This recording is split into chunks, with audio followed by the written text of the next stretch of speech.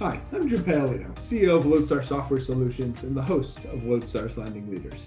On this podcast, we bring in thought leaders from across the real estate industry and occasionally outside of it to have conversations that are insightful, interesting, and impactful. Let's get started. Hi, welcome to LodeStar's Lending Leaders. My name is Elena Gardner, and today we're changing the script a little bit. So today I'm going to interview our usual host, CEO and co-founder Jim Paolino, along with our CTO and also co-founder, David Spector. Welcome, guys. Thanks for having us. Hey. You know, it's technically yours. One finale spectacular blowout. I feel sorry that you have to have me for that spectacular blowout. You could have done better. I think it's only right that I started this season interviewing my wife and I ended the season talking to you with you on the podcast because it's the two people that I spend the most time with. Yeah, but I feel like your wife might be upset that, you know, the spectacular is me and then like. She was the big kickoff. I think that's more important. Okay. Yeah. As long as she's okay with it. Yeah. Mm-hmm. Awesome. Well, so I've got some questions for you. Some of them are very serious and some of them are a little bit an opportunity to poke fun at each other. So we'll start on the serious side. So you guys both founded LodeStar right out of college and worked in a tiny little apartment together. And now 8 years later, we're at a point where we were nominated to be the 11th fastest growing company in Philadelphia. Did you ever think that you would be at this point in that little tiny apartment? Yes and no. I think at the end of the day, I thought it was going to be a successful company, but I didn't really know what that looked like. I was just happy to make it till the end of the year. I think a big thing I've been thinking about a lot is there's a quote from Vince Lombardi. I never lost a game. I just ran out of time. And I think we were lucky enough in business that we have not ran out of time quite yet. And we're just able to, make mistakes and slowly learn over time. So no, it's surreal even now going into the office and winning awards and, dealing with people at the companies and dealing with our clients. But, I love every second of it. I'd say when I was like 24, like the first like month before like we started like really going at it, I was like, oh yeah, we're going to be like a multi-million-dollar company. We're going to be so big. Like we're doing the dream, we're building a company. Mm-hmm. And then it quickly collapsed within like the first like 3 or 4 months. I'm like, oh God, Are we going to survive? Is this going to still be around? And I think your point and quote is kind of prescient. It's like so many, I think, dreams and concepts are out there that are good and can work. You just need the time. And we were lucky enough that we had the time through, cuts and getting some money to make sure that we could get to the point. And support is just a combination of all the things that made us kind of keep on chipping away. Yeah. I remember it's almost coming up on 8 years now, the day I quit my full-time job and called you after that I did it, and your reaction. I thought you were crazy. Like, I can't believe you're doing this. I still think that was a crazy decision, even looking back at it, but it worked out. It could have been managed better. It could have been managed better. I had full head of hair at that point, so I don't believe that. My memory isn't that bad. Yeah. What would you say is the biggest thing that kind of fueled the company's growth in the last, 3-4 years? From like a very technical level, like tactical level, it's definitely been going to lenders and integrating in LOSs. Mm-hmm. I would say pretty much the same thing. Finding our niche of, we know that we are a great fit for 50 to 500 LO mortgage lenders, and we can help them manage their fees better than anyone else out there. And I think we finally not only figured out that those were the clients we wanted, but we actually now can get in front of them because we know what conferences to go to, those types of things. And we're fortunate enough to have enough clients that like our product, that refer us out and, move companies and bring us back in and things like that. So, there's just kind of that snowball effect. Yeah, from like a larger, just like conceptual point, was probably just not giving up and just trying different things until we ran into something that worked well, and then being okay with pivoting to changing how our system works. Well, I think we're also fortunate that the problem we set out to solve of people accurately disclosing fees and having some more clarity in the process is still a problem. There's still a lot of companies that don't automate this part of their process, that they can. So I think we're lucky that, we identified a problem with real enough pain points that people feel it. Yeah. Awesome. Mhm. Well, we talk a little bit about the past, but we're about to do some exciting things from a marketing standpoint, as well as with some other products. Could you give us a peek at what LodeStar looks like in the next 6 months to a year? Yeah. What are we going to say? I don't know. I think we really regrouped from again, high level about what we want to do. And I think that's informing lots of our decisions on where we're going to go as a brand in terms of products and kind of a marketing. I think for us, we one day when it was just the two of us in the office, I was on an important call and Dave wrote on a notepad, "Don't screw it up." And that became our kind of, I just brought it in today. That was kind of our company mantra for a while. And when you're 2-3 people growing, that works, right? Of just keep on going, keep on going. Now we're up to in the teens.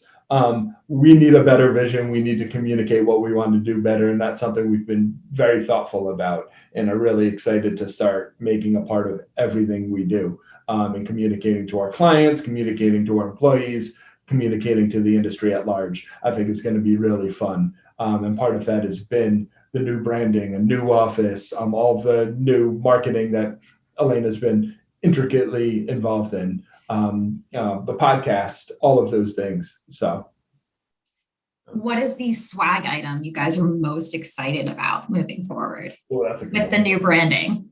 I think we all know mine. So I mean, we don't though, Dave. You got to share it. Oh no, I was gonna take the t-shirt then. Okay. Not even the t-shirts, but the t-shirt can. We can't get a t-shirt cannon. You can't bring that to a conference. Someone's gonna get hurt. Or it's gonna be the big talking piece. You only need to injure one person to be the talk of the conference. I don't want to say we're trying to injure people. I just mean if it happens, we have to pay for electricity at those conferences, and you're gonna bring in a t-shirt gun. We can be outside of the conference halls, shooting it off. Who doesn't want a t-shirt? Maybe by the pool at Vegas when we go to a conference there. Yeah, that's like their speed. Okay. No, I don't know. No. Okay. So Jim is vetoing the t-shirt cannon. We need t-shirts anyway, so maybe t-shirts. But I'm gonna throw out there that I said t-shirt gun. I'm happy that you guys upgraded a t-shirt cannon because that's like a barrage of shirts in one shot. I thought it's just still. No, I thought it's the same thing. I don't know. I don't know the nomenclature behind t-shirt-based weaponry, so maybe I'm wrong here. I don't know, maybe t-shirts, maybe it's something that I can use a lot. I'm excited for too. Maybe some water bottles or something that it's just very easy to hand out. And I'm a sucker for stress balls too, so excited to get more of those. We continually share it on social. Exactly. I have a 1-year-old now, so I think little toys are definitely moved up in my list. Before I'd be I don't really need another stress. I don't know if we'll start doing LodeStar baby stuff or dog stuff. But support that. Yeah, I don't know. We'll see how much we want. Get a baby t-shirt cannon. Just throw out some onesies to the crowd. Maybe the slingshot, but we can't put CO2 around children. That's probably that one. We need some limits. Yeah, we need some limits. So.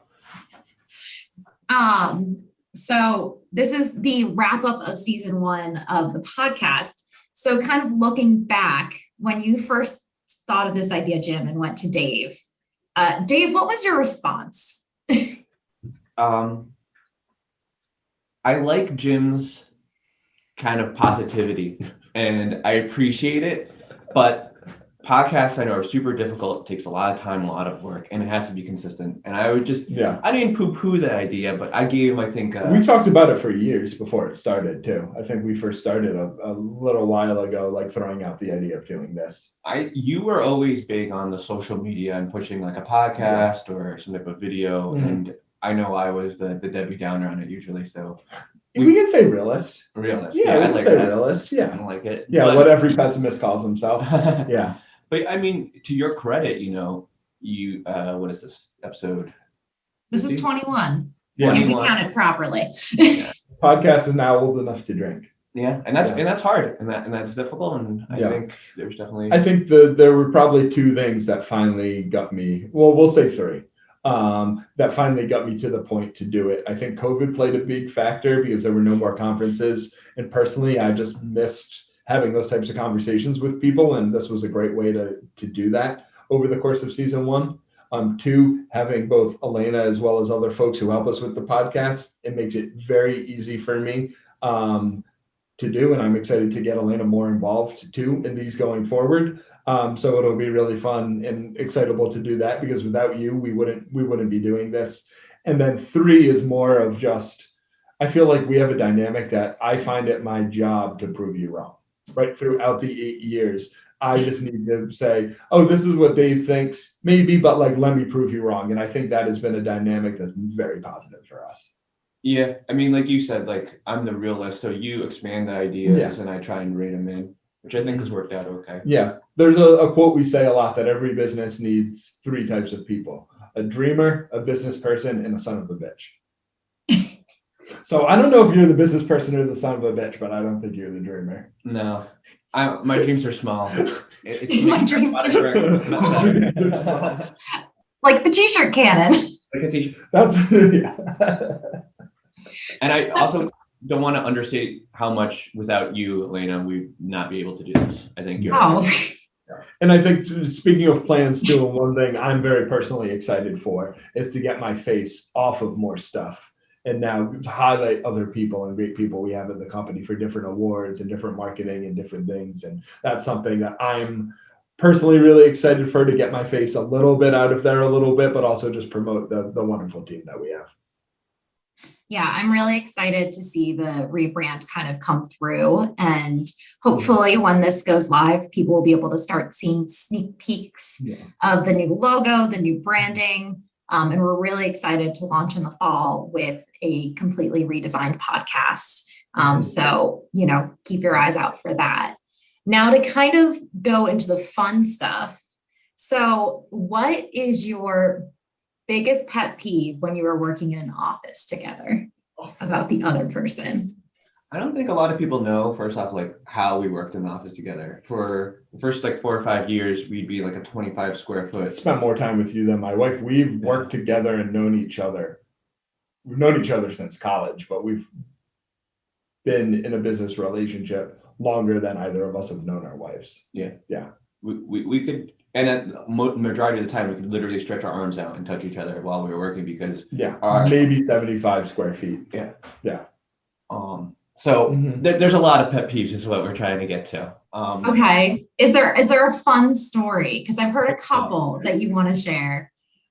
Maybe specifically about Jim's dating rituals before he went out on dates. I actually have some perfume with me now that I was going to spray in your face for old time's sake. I had to explain to Jim that like more is not always better, and I like you gotta work the cologne a little bit. One of my favorite moments is we were in one of our offices. I was walking back to sit down, and you just look at me and you go, "Jim, do you think you're a good whistler?" Yeah. Jim and no, I don't think I'm a good whistler, but we then had a no whistling rule for a little while after that. So that was one. Your chewing is also another, and I love that your wife shares that opinion with me. I'm apparently a loud eater. You're a loud eater. I'm working on it. So, Dave, your bathroom breaks are out of control. I'm sorry. I enjoy the bathroom. I have to give you like 25 minutes warning before a call if I see you leaving. Like, and that's just like. I don't get what you're doing in there. So, you and my wife both are. I don't understand. So yeah. So just a quick reminder that the internet is forever. I like the PG version. So my daughter will grow up and listen to this podcast and realize why she goes to the bathroom so much, and I'll be like, yeah. Oh my word! As a listener, so okay, and then I think one big question here. So across all of our brands, we really focus on thought leadership, and it's a conversation that we've had a lot. And we definitely have used the words behind the scenes, pale, stale, and male a lot. So what are you doing as leaders in the industry to really develop diverse teams and promote diversity in an industry that otherwise lacks it? You want to start with that? Want me to start? I mean, I think if you just look at our hiring practices, I don't think we specifically, are trying to hire anyone, but we've had a very diverse, team, and I'm proud of it. I don't think it's been 100% purposeful, but it's been, present. I think the purpose goes into where we put applications and things like that. I think that's something we learned early on, that if you offer unpaid internships, if you only put up applications at certain schools, you're going to get a certain type of person. So that's, I think, where we've been a little bit more thoughtful about that, about are there jobs that require a degree or don't, right? There's things like that you can have some thought in. I think for us, we're right now the only thing that keeps us from being pale male and stale is time, right? We're going to wind up all three, both of us, both Dave and I. So I think that's something I try to be very thoughtful of how can you change that? How can you really like promote other folks in the company, other folks in the industry? And hopefully this podcast has been one of them. And then just something we try to do more and more as we continue to grow and just build a really good team. And I think ultimately, now like I have a daughter, the difficulties of being a woman or a minority isn't going to be visible to us because we don't have that insight really. So just you kind of have to give them an opportunity, any minority, and then let them tell us what the problems are, because we're not going to know, because so many unseen, like we can think things are great, but we don't understand their struggles. So just being open, I guess that's really the best we can do. Trying to be better about listening. Yeah. I like that. And both of you, of course, as you said, time is not a friend to anyone. But right now, both of you are millennials and very young for the industry. What do you think, being a millennial owner in the industry, you can really help other leaders to do better to provide younger leadership, as well as kind of foster an environment for growth in a younger community? Sorry, I'm throwing the hard-hitting questions. When you say owner, do you mean like homeowner or business owner? Business owners. I think whenever I talk to anyone, I tell them that, and we kind of talked about at the beginning, you need to give your dreams time to mature, because whatever business you start most likely will not work at the beginning. And there won't be the right clients, or there won't be the right business plan, or there won't be the right product. You need to give yourself time, maybe a year before it starts maturing and they can actually follow it properly. I think one thing too, kind of on the flip of that, when we're interacting with owners and other people in the industry who have been in the industry for a long time, the viewpoint on technology is always important. And I think when I first started out, I would lie about my age. I was 26, 27. I was balding at that point, so I wanted to seem older. I've stopped doing that, and I think the turning point for me was, if you're not going to get technology from a young person, what would you ever get from them, right? So you just kind of want to own that expertise, and I think we've been able to do that on a lot of the conversations and calls that they have, because we have been doing this specific thing for a long time and kind of know that. Yeah. That kind of goes hand in hand with our concept of we're trying to automate other people's workflows. You should automate your own workflows, and so bring that internally. I also think that being millennials have gotten us a different perspective on the industry and home ownership in general.